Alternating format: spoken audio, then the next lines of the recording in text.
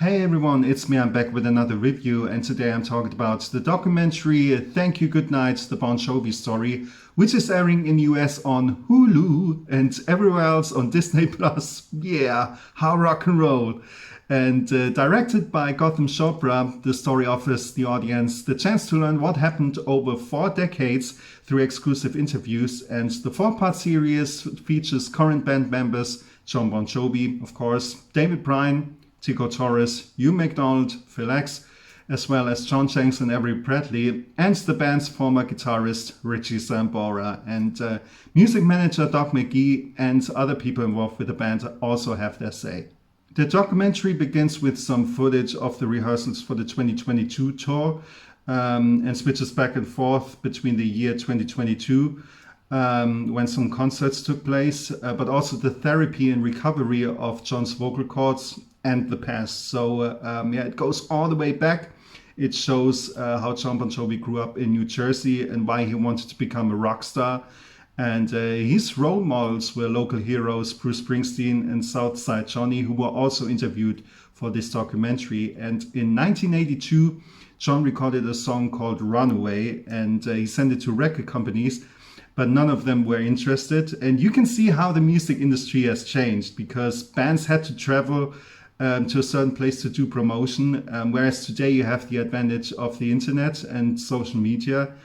And so one day he went to a radio station and the DJ started playing the track, and Runaway was played in various places and gained attention. And to promote the song, John put together a band for what was supposed to be 3 weeks.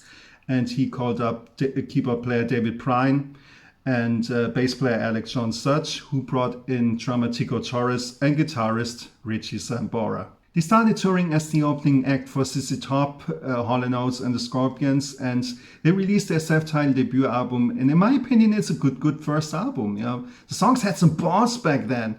You know, Richie Sambora's guitar solos, great man, great stuff. And but granted, Bon Jovi never claimed to be a hard rock band. They always said we are a rock band, and I think that ranges from pop-oriented stuff to more hard rock to acoustic stuff, and has different influences like blues, like on These Days, and country, like on Lost Highway. And in '84, they toured the world for the first time, and in '85, they released their second album, 7,800 Degrees Fahrenheit, which John hates nowadays. But I think there's some good songs on it. You know. But yeah, the title is pretty ridiculous, and the album cover is pretty bad. But anyway, they did another tour. And then in 1986, they released Slippery When Wet. And of course, I mean, that was a blockbuster success, you know, #1 album, #1 single with You Give Love a Bad Name, another #1 single with Living on a Prayer, Wanted Dead or Alive. And you know those songs, right? And they did a massive tour. And after that tour, they went right back into the studio to record New Jersey. And after that album came out, they went right back on tour and played about 240 shows in 16 months. God damn, no wonder they were an emotional, physical wreck after that tour. Because I had a look at their schedule.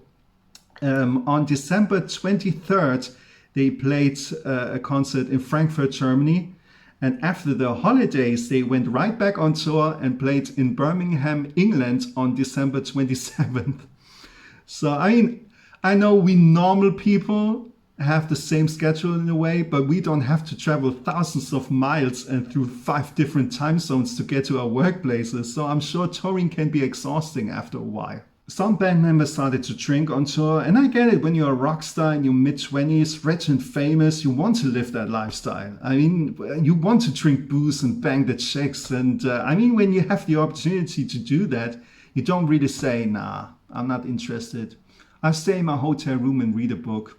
It's not going to happen. So, of course, you want to live that lifestyle. And however, the Bon Jovi band members were smart enough not to go so far as to cancel shows, you know, and show up late because of it. You know. So unlike some other rock bands, you know, I don't want to name names, but man, nothing against Guns N' Roses, but from what I've heard and seen, Axl Rose was a total asshole back then. You know, so he showed up late, canceled gigs, And when he did show up, he was loaded. And I'm sorry, that's a no-go. And you can have fun off stage, no problem, you know. But if I'm paying money to see a band, I want to see them on stage on time, put on a good show. You know? At least they should be able to play their instruments. So, but anyway, Alec John Such, however, apparently indulged too much in alcohol and drugs, and so much so that he was no longer good enough to be in the band anymore. And that's why he was fired in 1994. And what this documentary also showed, and what has long been rumored, is that Hugh MacDonald, their longtime bass player, who played on Runaway, was also the sideman on every album since Slippery When Wet. You know, the famous bass line for Living on a Prayer, that was him. And yeah, Alec John Such was the bass player for live performances. He was the guy, the band member, right? And I mean, he was a great performer and a great singer. And he had the right look at that time.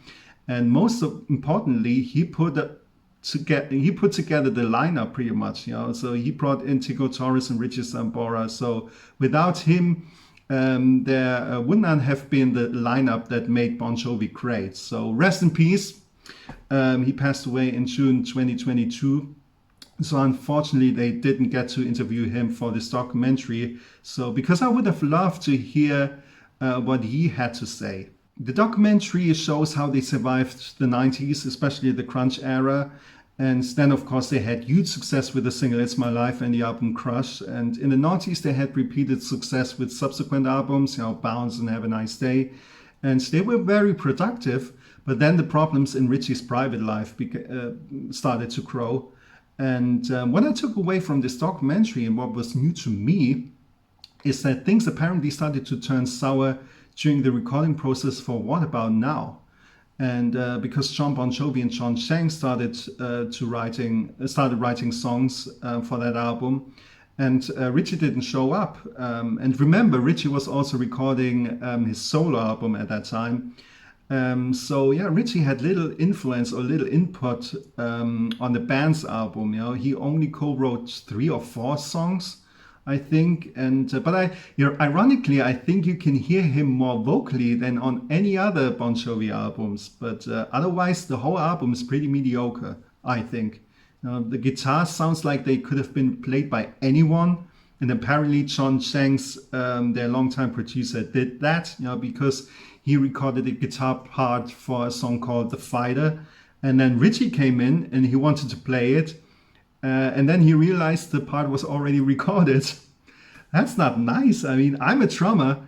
And if I found out that the producer had already recorded the tracks without my knowledge, I'd be pissed off too. I mean, I think that's why some fans hate John Shanks, you know, and I think he ruined the band, you know, because his overpresence.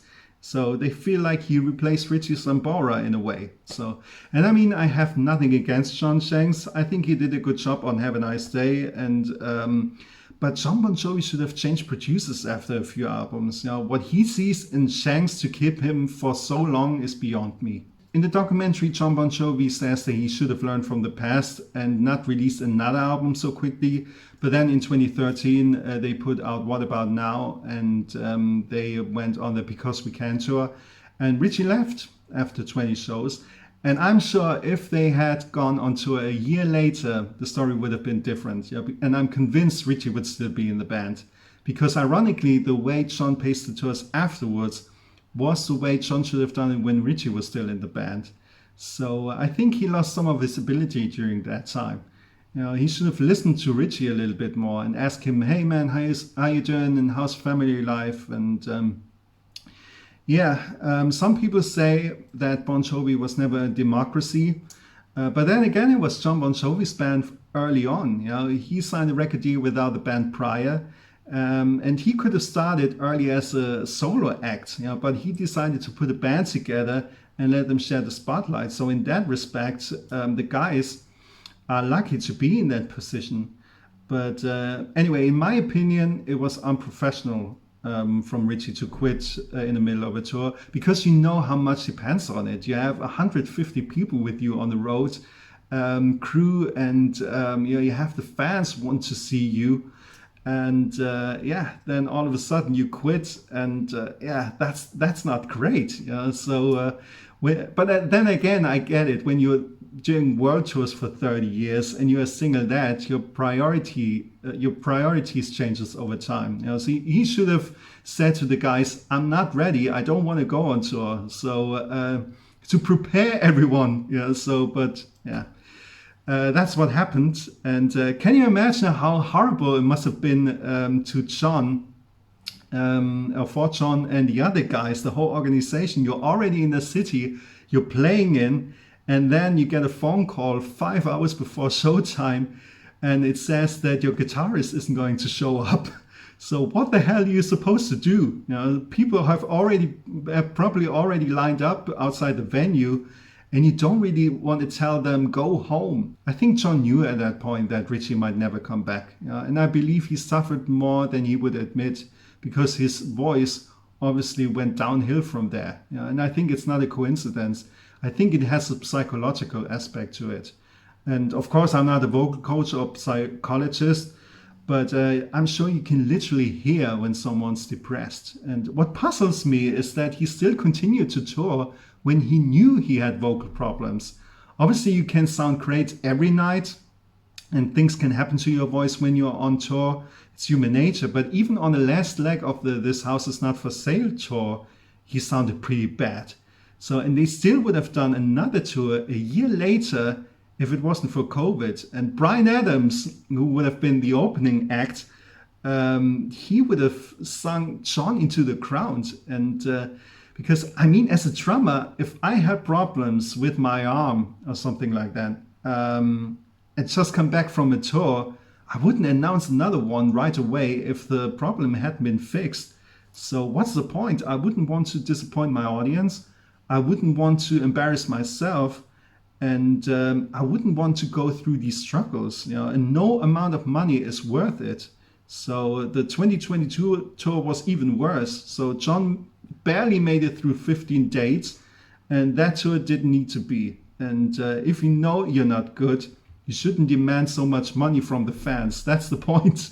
And at least in the documentary, even the band members admitted that, because when I saw some live footage from that tour, I thought they couldn't possibly have told John he sings great. Because look up some of the footages of 2022. It was weird. He couldn't sing right. So his breathing technique was off. He was off key. He was struggling like hell. So it was painful to watch and painful to listen to. At the end of the documentary, it is left open as to whether John will ever tour again and what the future holds for the band. For now, there will be a new studio album. I think it will come out on June 7, I believe, Forever. And you have to give Bon Jovi credit for keep making new music, regardless of whether you like it or not. But this year they're celebrating their 40-year anniversary.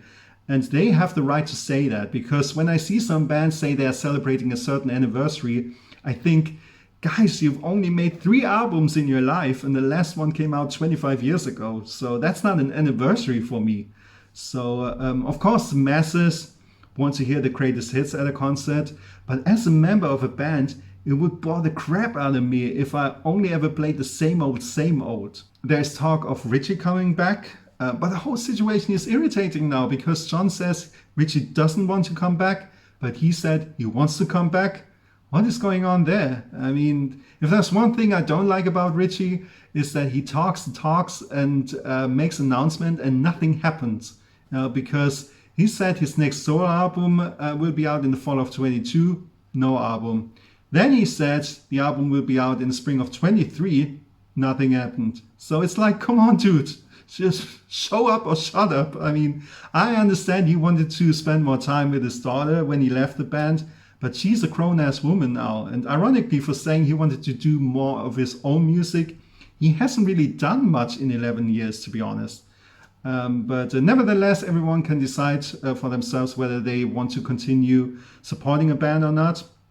But I guess there's something interesting or fascinating about a certain band lineup. You have that image in your head, right? Whether it's Jon Bon Jovi and Richie Sambora, Mick Jagger and Keith Richards, Steven Tyler and Joe Perry. Because let's face it, none of those guys mean as much to people apart as they do together. Same thing with Guns N' Roses. Back to Guns N' Roses again. Axl tried to keep Guns N' Roses together with different musicians, but nobody bought into that, right? And Slash did well for himself, but not mega big. Guns N' Roses got back together, with a good chunk of the classic lineup, big business. So I personally like some of the songs on the last couple albums with the current lineup, but for me, the real Bon Jovi will always be the original 5 guys from Jersey. In conclusion, the documentary is a must-see for every Bon Jovi fan, I think. It shows a lot of archive footage and it tells the story of a band and a career with ups and downs. I enjoyed it. For the most part, I thought it got straight to the point and it didn't drag on too much despite being 5 hours long in total. But like I said, it's a 4-part series, so you don't have to watch the whole thing in one take. But like I said, I enjoyed it. And this was my review of Thank You, Goodnight, the Bon Jovi story. I hope you enjoyed it. And if you did, give me a thumbs up, leave a comment or subscribe to my channel. I would appreciate it. And thanks for watching.